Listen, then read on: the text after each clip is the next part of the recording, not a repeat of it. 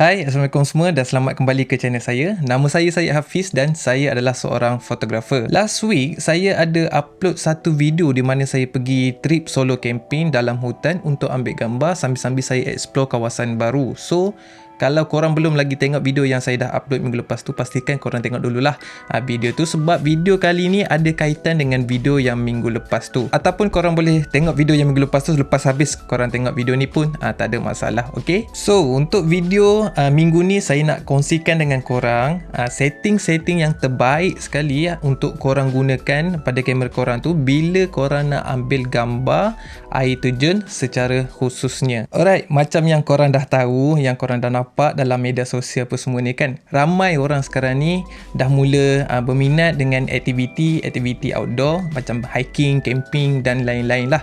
Dan selalunya bila kita pergi trip-trip hiking ke camping ke kan, bila kita nampak certain thing yang menarik, yang cantik, kita akan ambil gambar kan. Jadinya untuk video kali ni saya nak kongsikan dengan korang setting kamera yang terbaik untuk kita gunakan bila kita nak ambil gambar, khususnya gambar air terjun. So kalau korang pergi tempat-tempat masuk hutan yang ada air terjun kan, macam air terjun yang saya pergi baru ni, ataupun tempat-tempat lain lah yang ada air terjun, trip hiking ke mana-mana kan, saya nak kongsikan lah dengan korang setting-setting kamera yang terbaik yang boleh kita gunakan bila kita nak ambil gambar air terjun. Kita terus pergi kepada yang pertama. Bagi saya suka ataupun saya prefer untuk letakkan setting aperture saya dahulu sebelum setting-setting yang lain. Okay, saya utamakan setting aperture dulu. Ada orang dia suka letak setting shutter speed dulu kan, apa semua kan. Bergantung kepada orang lah, tapi saya lebih prefer untuk letakkan nilai bukan shutter speed, nilai aperture saya dahulu untuk setting kamera saya lah. Untuk ambil gambar dalam kategori landscape fotografi ni, saya selalu gunakan nilai aperture f8 sehingga f11. Paling maksimum pun saya gunakan nilai aperture sampai f16 saja. Itu pun bergantung kepada keadaan dan juga orang cakap apa, situasi sewaktu saya ambil gambar lah. Selalunya saya akan stay setakat f11 dan tak lebih pada f11 lah. Boleh cakap 80% nilai aperture yang saya gunakan bila saya ambil gambar landscape ni, saya akan gunakan nilai aperture f11. Ini kerana bila kita ambil gambar landscape fotografi ni, kita nakkan kita punya depth of field tu yang tebal. Kita tak nak depth of field yang nipis, yang nampak blur belakang apa semua tu kan. Sebab kita nakkan gambar kita tu dari depan gambar tu nampak sharp dan dalam fokus, iaitu daripada bahagian kita punya foreground sehinggalah ke bahagian belakang gambar kita tu, iaitu kita punya background, nampak sharp dan in focus. Kita tak nak ada bahagian dalam gambar kita tu yang out of focus, yang tak sharp, yang blur, yang bokeh kan. Term bokeh tu korang tahu kan apa bokeh kan, yang blur belakang tu kan. Ada subjek dia korang tu sharp, macam contohnya sekarang ni saya, lepas tu belakang saya ni blur apa semua kan. Kita tak nak part yang blur tu dalam gambar landscape kita. Kita tak nak ada bokeh apa semua tu, kita tak nak. Ini bukan portrait fotografi, ini landscape fotografi, dia berbeza, okay? Kecuali korang memang sengaja untuk dapatkan gambar yang ada part yang blur kan, dapat gambar yang bokeh apa semua tu kan. Untuk creativity, kalau korang nak jadi nak kreatif sikit lah untuk gambar korang kan, bosan lah saya tengok gambar yang sharp daripada depan sampai belakang. Saya nak ada gambar yang ada part yang blur sikit kan waktu saya ambil gambar semua. So korang boleh decide lah sama ada korang nak gunakan teknik bokeh tu ataupun tidak sewaktu ambil gambar. Tapi selalunya bila saya ambil gambar landscape lah, jarang saya gunakan teknik yang bokeh apa semua tu kan untuk ambil gambar landscape, kecuali saya ambil gambar portrait. Okay, so ini bukan portrait fotografi, tapi korang boleh apply teknik bokeh tu bila korang nak ambil gambar landscape fotografi untuk tujuan kreativiti sahaja. Cukup tentang aperture. Kita pergi kepada perkara yang kedua, iaitu tentang ISO. Okay, selepas aperture kita akan set up kita punya ISO dulu. Ini adalah cara saya lah kan. Okay, lepas saya set up aperture, saya akan set up saya punya ISO. Untuk ISO ni dia simple sahaja. Okay, selalunya bila kita ambil gambar, kita nak gunakan nilai ISO yang paling rendah sekali kamera kita boleh gunakan, sebab untuk kita dapatkan gambar yang kualiti yang terbaik lah. Bila kita tingkatkan nilai ISO ataupun bila kita gunakan nilai ISO yang tinggi sikit, dia akan memperkenalkan satu artifak yang dinamakan sebagai noise tau. Korang boleh nampak ada bintik-bintik pada gambar tu bila gunakan nilai ISO yang terlalu tinggi. Bergantung kepada kamera lah. Ada kamera yang boleh handle, ada kamera yang tak boleh handle high ISO. Okay, so kita nak gunakan nilai ISO yang paling rendah lah bila kita ambil gambar, terutama sekali gambar landscape. So dia simple je, guna yang paling rendah kamera korang boleh gunakan. Selalunya paling rendah kamera sekarang ni boleh offer adalah ISO 100. So guna ISO 100, jangan tingkatkan nilai ISO tu sekiranya tak perlu. Okay, kalau perlu tingkatkan, kemudian nanti tu barulah kita tingkatkan nilai ISO kita tu untuk kita achieve exposure yang betul. Okay, kalau tak perlu lagi tu jangan tingkatkan, just letak je nilai ISO tu pada base ISO kamera kita yang paling rendah sekali, iaitu ISO 100. Alright, itu ISO. Simple gila. Okay, kita pergi pula kepada yang ketiga, iaitu perkara ataupun setting yang paling penting lah bagi saya untuk ambil gambar air terjun, iaitu kita punya shutter speed. Shutter speed ni adalah setting yang paling super important lah bila kita nak ambil gambar air terjun. Okay, satu tip daripada saya untuk shutter speed ni, bila kita nak ambil gambar air terjun, jangan gunakan nilai shutter speed yang melebihi ataupun yang lebih perlahan daripada 1 second. Ini hanya pandangan saya, sebab dia, saya lebih prefer ada detail di bahagian air dalam gambar kita tu. Contohnya macam ada air terjun kan, so saya lebih prefer pada bahagian air terjun tu ada detail. Saya tak suka gambar yang pergerakan air dalam gambar saya tu jadi terlalu smooth disebabkan oleh penggunaan nilai shutter speed yang terlalu perlahan. Alright, teknik ni dia dinamakan slow shutter ataupun long exposure dalam fotografi. Teknik ni maksud dia kita gunakan nilai shutter speed yang perlahan lah,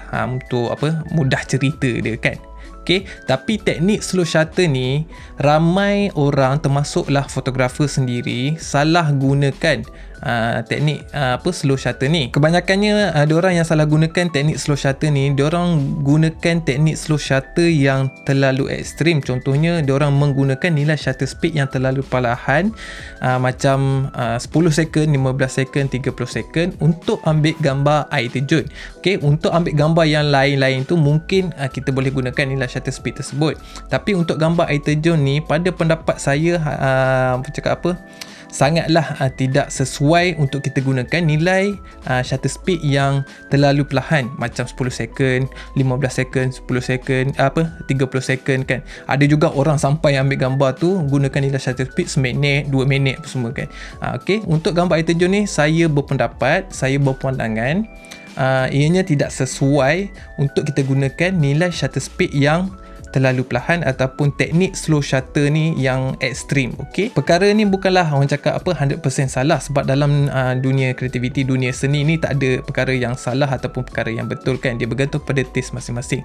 Tapi ianya tidak sesuai lah untuk digunakan sekiranya kita nak ambil gambar air terjun yang ada pergerakan air. Tapi kalau korang suka dengan hasil yang korang dapat daripada teknik slow shutter yang ekstrim tadi tu, atau pulang kepada korang lah, ini taste masing-masing. Tak ada orang cakap apa yang betul dan yang salah. Cuma recommendation daripada saya, elakkanlah guna nilai shutter speed yang melebihi ataupun perlahan daripada 1 second bila nak ambil gambar air terjun. Saya pun dulu mula-mula dapat tahu tentang teknik slow shutter, long exposure ni pun saya memang akan boleh cakap setiap kali saya pergi ambil gambar saya akan gunakan lah teknik tu. Walaupun gambar tu sebenarnya tak perlu pun gunakan teknik long exposure sampai seminit, 2 minit semua kan. Tapi dulu-dulu waktu baru belajar kan, excited dapat tahu yang kita boleh gunakan teknik tu untuk ambil gambar kan, so kita selalu gunalah. Tapi saya punya recommendation, janganlah guna teknik slow shutter yang ekstrim tu untuk setiap jenis gambar. Untuk ambil gambar air terjun, elakkanlah guna nilai shutter speed yang terlalu perlahan untuk kita preserve detail ataupun untuk kita dapat detail sikit lah pada bahagian air yang ada dalam gambar kita tu. Tak adalah air kita tu jadi nampak terlalu lembut, nampak macam fake macam tu kan, nampak macam alam fantasi apa semua tu kan. Tak adalah gambar kita tu jadi macam tu. So kita nak gunakan nilai shutter speed yang berpatutan lah, yang tidak terlalu perlahan dan juga tidak terlalu laju untuk kita dapatkan gambar yang still lagi ada motion blur, ada pergerakan yang kita nampak pada bahagian air tu, tapi tak terlalu fake. Kita nampak dia tu real sikit lah kan. Alright, saya tunjuk contoh lah dekat korang pada skrin sekarang ni kan. Saya akan masukkan gambar yang saya ambil waktu saya saya pergi trip solo camping minggu lepas tu. Kalau korang belum tengok lagi, korang boleh tengok. Saya akan linkkan lah video dekat atas ni ataupun dekat bawah description. Video yang saya pergi ambil gambar secara solo dan juga saya camping secara solo dalam hutan untuk ambil gambar air terjun. Okay, tengok video tu. Okay, so saya akan tunjukkan kat korang sebagai contoh sekarang ni antara nilai shutter speed yang berpatutan dan juga yang terlalu perlahan untuk kita gunakan waktu kita ambil gambar air terjun. Okay, gambar yang pertama ni saya akan letak dekat skrin sekarang ni. Korang boleh nampak gambar ni saya gunakan nilai shutter speed yang tidak terlalu perlahan. Okay, saya gunakan, kalau tak silap saya, 1 second ataupun 0.5 second untuk gambar ni. Okay, kalau saya zoom gambar ni sekarang ni, korang boleh nampak dekat bahagian air pada air terjun yang kecil saya ambil ni, ada terdapat detail. Kita boleh nampak ada gambar air tu macam sharp tapi tak adalah terlalu sharp. Kita ada nampak motion blur apa semua kan. So dia combination lah antara teknik slow shutter dan juga still lagi kita preserve detail pada bahagian tersebut. Tak adalah gambar tu jadi bahagian air tu jadi terlalu smooth sampai tak nampak detail apa semua. Okay, so ini adalah gambar yang saya gunakan nilai shutter speed yang saya rasa okey lah, yang berpatutan lah. Ini tak terlalu perlahan, tak juga terlalu laju. Okay, untuk gambar yang kedua saya akan tunjukkan dekat korang adalah nilai shutter speed yang terlalu perlahan untuk gambar air terjun. Okay, ini gambar air terjun yang saya ambil dekat air terjun Teladas, tapi di bahagian atas, di air terjun yang paling besar sekali dekat kawasan air terjun Teladas ni. Dan gambar ni saya shoot, kalau tak silap saya, pada tahun 2017. Okay, 3 tahun yang lepas, dan saya gunakan nilai shutter speed yang terlebih perlahan lah daripada apa yang saya suka, yang saya recommendkan dekat korang. Kalau tak silap saya, gambar ni saya tak boleh nak dapat dia punya EXIF data, tak tahu kenapa. Gambar ni kalau tak silap saya shoot waktu tu, saya gunakan nilai shutter speed lebih kurang macam 5 second hingga ke 10 second macam tu lah, lebih kurang. Okay, so bagi saya gambar ni dia punya nilai shutter speed terlalu perlahan. So kalau saya zoom dekat gambar ni, dekat bahagian air terjun tu, korang boleh nampak kan, dia punya pergerakan air terjun tu nampak smooth, terlalu lembut, macam tak ada detail langsung. Okay, ini disebabkan oleh penggunaan nilai shutter speed yang terlalu perlahan lah. Saya tak prefer gambar saya dia punya air tu jadi lembut macam ni, dia nampak macam tak berapa nak real. Okay, tapi ada orang suka. Okay, itu tak kisahlah. Untuk saya lebih prefer kalau ada sedikit detail pada bahagian pergerakan air dalam gambar saya tu. So untuk shutter speed, saya punya sweet spot adalah antara 1 second sehinggalah 1/4 ataupun 1/8 second, yang paling laju sekali lah yang saya gunakan untuk ambil gambar air terjun. Alright, kita pergi kepada perkara yang last sekali, iaitu tentang white balance. Untuk saya just setkan white balance kamera saya pada auto white balance. Ini sebab dia saya boleh tukar nilai white balance tu dalam proses editing selepas saya ambil gambar, sebab dia saya shoot dalam format RAW.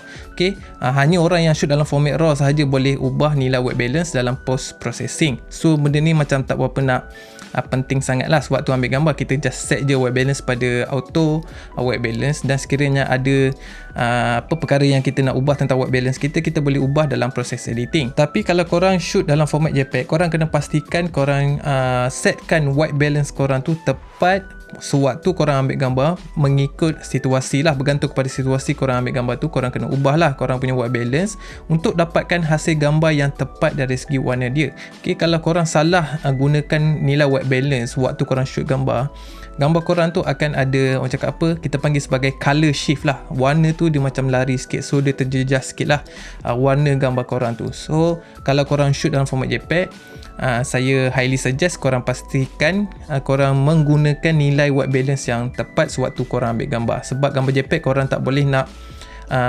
ubah, bukanlah tak boleh ubah, boleh ubah, tapi korang tak boleh nak ubah white balance tu, orang cakap dengan sesuka hati, dengan ekstrim lah dalam proses editing nanti. So untuk memudahkan kerja korang, sekiranya korang shoot dalam format JPEG, pastikan korang shoot gambar tu dengan nilai white balance yang tepat sewaktu korang ambil gambar. Okay, alright, itu je lah setting-setting yang penting yang korang perlu tahu, yang korang perlu apply bila korang nak ambil gambar, khususnya gambar air terjun. Saya harap apa yang saya kongsikan dengan korang tadi tu dapat membantu korang untuk hasilkan karya yang lebih menarik lah di masa yang akan datang. Okay, itu saja daripada saya untuk video kali ni. Kalau korang suka dengan konten yang saya buat ni, pastikan korang subscribe dekat channel saya satu. Lepas tu korang boleh like video ni dan juga share video ni dengan kawan-kawan korang. Okay, itu saja daripada saya. Assalamualaikum, jumpa lagi di video yang akan datang.